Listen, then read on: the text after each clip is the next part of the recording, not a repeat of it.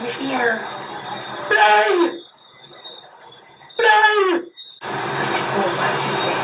Auntie, you lie down in a pool of blood. If you can see him. I feel it when me hear the explosion. I said to myself, this must be a test. Because them killed my husband in May, the 14th, the 15th of May.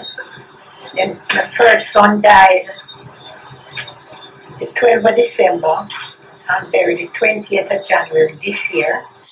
Welcome to True Jamaica Buzz, news and entertainment with a buzz. The voice that you just heard in that voice note is from the mother of one of the victims. She is telling you exactly what she heard and the feelings that she had when she heard the multiple cons of those 5 or 6 persons that lost their life on Walton Park Avenue a couple of days ago, conflicting. Some people say 6, some people say 5. Multiple once again, one more again. Like I said, she's speaking to the Prime Minister, Andrew Holness, and the Commissioner of Police, Dr. Blake, and she's saying, listen, we are kind of tired of this. This is an ongoing thing, gang war, gang feud, but the problem is that most of the persons that are involved have nothing, or most of the persons that lost their life have absolutely nothing to do with any sort of gang war. They are innocent bystander or guilty by association, live at the wrong place. From you live with the enemy, you can also DIE with the enemy. That is the rule of thumb. I want you to take a look to what your Prime Minister has to say with some of the promises that he's made and some of the things that he says he is going to do. He is not going to spare any sort of expenses. These persons responsible will be taken to books, meaning that the full brunt of the law. Take a look, and then I'll give my piece. We have to deal with this, and we will deal with this. We will not relent in degrading, eradicating, and eliminating gangs and gang members. And I want to be absolutely clear on this. I've given a policy directive that these multiple victim violent incidents must be dealt with specially. If you have information, let us know. Please tell us. When the Cherry Tree Lane incident occurred, we had put up a $25 million reward fund. We have increased that reward fund to $30 million. That fund has been repurposed to deal with any of these incidents that occur, any of these multiple victim violent incidents that occur. Any resident, any citizen, anyone who has any information that is valuable to us in leading to the arrest or giving us information that would lead to the degrading of the gangs. That information would be obviously treated with care to protect your identity and your security, but you can also benefit from a reward from this fund. So people, you heard what the PM had to say. He is telling you what they have done and what they intend to do. They are telling you about this 25 million that is used for persons giving any sorts of information that is going to lead to the arrest and, more significantly, the conviction of persons that are involved in this. Well, people, we've seen this all before. It is like a revolving door. It has not, will not change anything, because the mindset of the people is that the gangsters, they are here as protectors. They are here as Robin Hood. Them go out and them thief and them protect. A lot of persons that are living in these garrisons, they are not gainfully employed. So therefore, these criminals trick them into thinking that they are getting security and they are getting financing. And when you look at it, with all that we see taking place in the garrison, with these popo doing all sorts of extrajudicial, the criminals are going to play on that, and the criminals are going to say, Unna sisse, them no respect you. Unless he said them a take away, and whenever the case goes to court, the poor are gonna walk. Even though a lot of times the criminals are the persons that lose their life are criminals, but they use psychs on the people. And the biggest psychs of all, they are there acting as if they are some sorts of protector, like I said. But the truth and the fact is that they are more detrimental to the people. Because whenever them go over the enemy line and them keep up any sorts of FUCKRY, and the enemy come back for revenge, usually the enemy is not going to find them. Usually they are going to find the innocent bystander. However, you know the rules of thumb. If them can't catch Quark up, them are going to catch him shot. Yesterday, I played a voice note of somebody that is close to the era, and he is explaining, giving names of at least 3 persons that have nothing to do with anything. An next person, you can add chicken to the list, and you can add at least 2 other persons to that list. So people, take a listen, take a look at exactly what he has to say, and then I'll give my piece. A video there on the Waltham last night on Asia Avenue. 3 of the man them in this, 3 of them big man them I know them, you get me? Ezra and Linky, them are Edwards. Yeah man. Them 70 some man died, get killed on a 77 lane Sunday night, and they decide so them are gonna look some soft target, some big man where play domino. The man them play domino at top of Asia Avenue, and the man go deal with the man them like that tire. Just senseless, you get me? You go look for man them doing the things. Look for some other gangsters were doing the things, but enough of them man them are coward still, you get me? Enough of them man in a crime, them are coward. Them now look for go do nothing against people where can help themselves and thing. Go look for some soft target and then kill them man, and them do them bad here. Do them real bad. Mess up man. The Edwards family get a big lick last night, and only 2 brothers them were left back on the Walton. Everybody else gone overseas or they in a Portmore area. So we look at man and decide, so them no, I'm a big man and involved in nothing. Them just have them at a place and live together. The 2 brothers them from Asia, in the bottom of Asia. Man them wake them up last night here. You have to go like man them. You know, when this crime thing, when them get a hold on this crime thing, I tell you. So people, you heard what this man had to say. He called several names. Most of those names are people elderly, 70-year-old or older. Them people that don't have anything to do with nothing, none at all, no sorts of gang affiliation. Them just stuck in our circumstance, maybe because of finance, maybe because of tradition. I don't know the circumstance. The people that lose their life based on what we are hearing, they are not criminals. They are not a part of any sorts of gang. So therefore, them know the routine. They see these people. It is not as if these people are these victims in this community, don't know who the people are that are the gangsters that are killing this one and taking away that one. They are familiar with them. So therefore, when them see the people them come, they must say to themselves, oh, just another day in a paradise, we'll be okay.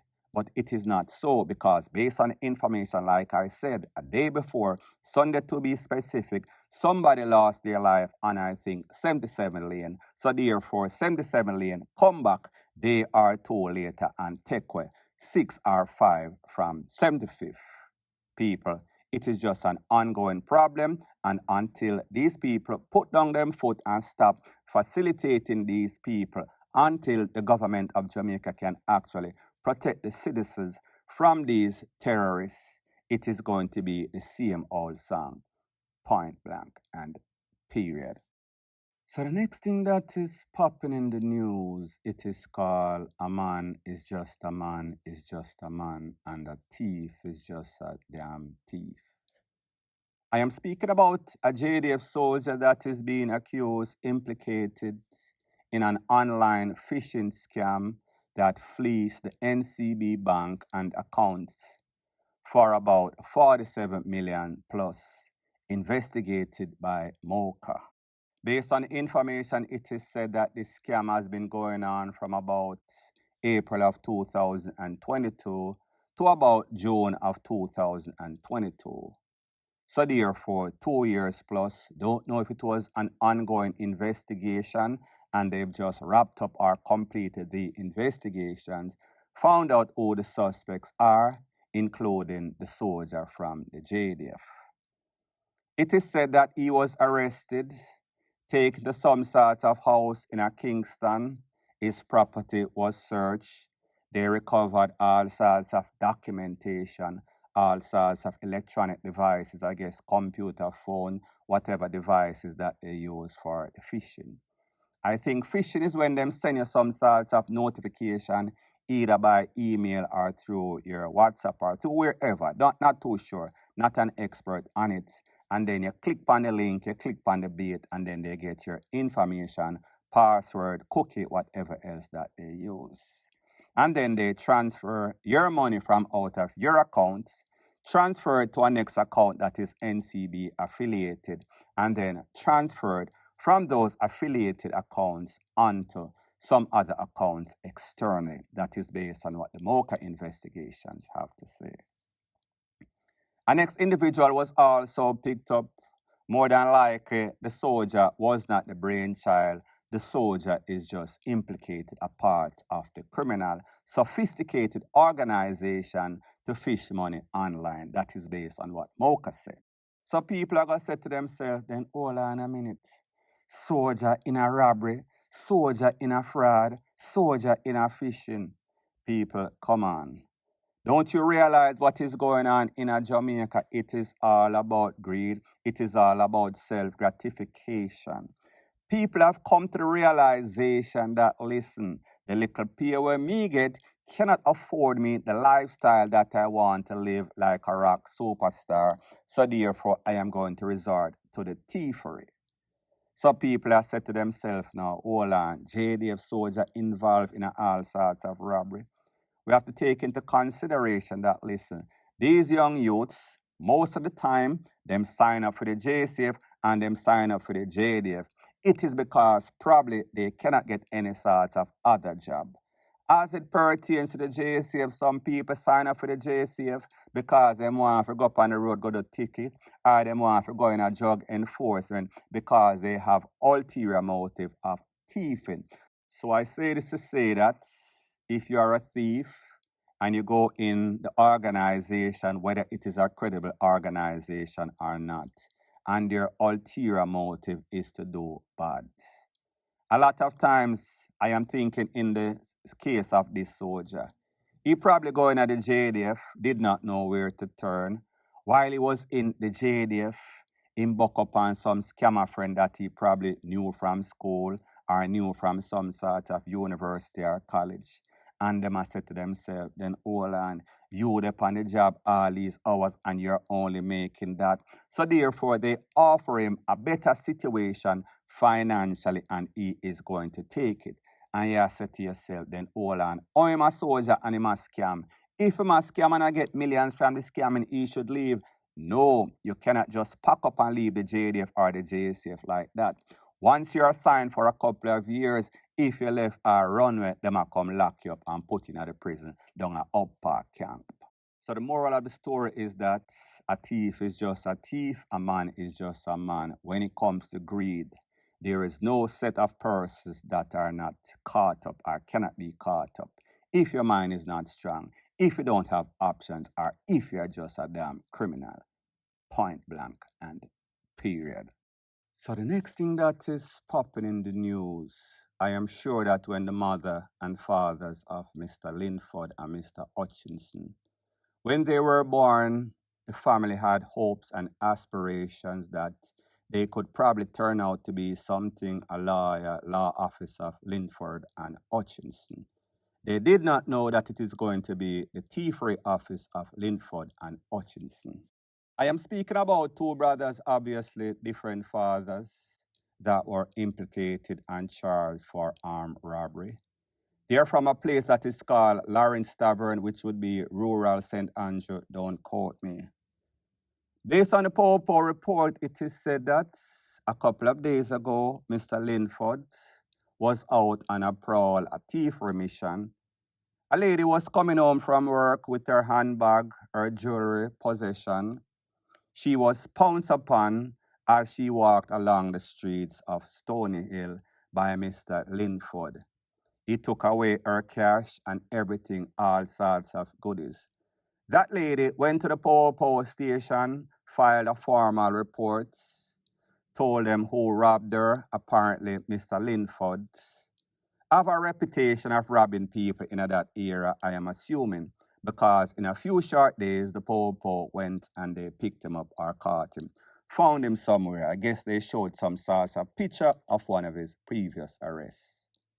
He was taken into custody, and obviously, like I said, he probably have a checkered past. They went to the house. When they went to the house, they saw some of the possession of this lady, and even worse, they found a tool. That tool had a magazine with 14 rounds. Needless to say, Mr. Linford was arrested, and his brother likewise. They were both charged for the robbery, possession of a tool, conspiracy, firearm that is illegal, ammunition. They were given the whole book, them fling the whole book and lick them, clot them in them head. Now, people, when we hear stuff like this, we have to say to ourselves, these same criminals, them fool as fool can be. Because them know so them name hot, them know so them name a call up, them know so the people in the neighborhood know so them involved in all sorts of thievery. And this jackass, Mr. Linford, could not have the sense of mind for know so, listen, if and when you get hold on people, I am not promoting any sorts of thievery and lifery. I am just saying, if the poor hold you, please do. Don't tell the police which part you live, or probably even worse, like me say, he has been arrested before. Him a thief, but him can't move because he's not doing anything that is facilitating or building any sorts of wealth, because he was definitely not good on it. And that is what led to his arrest. So the moral of the story is this. Like I told you before, my mother always told me, if you can't thief, if you can't hide, don't thief. She was not promoting that I go and thief and get away with it, be slick on the move. She just had tell me so it makes no sorts of sense to be penny wise and pound foolish. Why you gonna rob somebody, stick them with some sorts of tool, and then the police hold you, find the tool and find everything. You did not profit anything. The only thing that you brought upon yourself is stupidity and time. It is only sad that the popo did not just kill two birds with one stone, literally. For these two criminal brother, Linford and Hutchinson, the thievery office of Linford and Hutchinson. Point blank and period. So anyways, people, thanks once again for checking out my video. If you appreciate videos like these, please show your appreciation by liking, commenting, sharing, and subscribing to my channel. That is how YouTube promotes videos like these to like-minded, sensible persons like yourself. Bless up.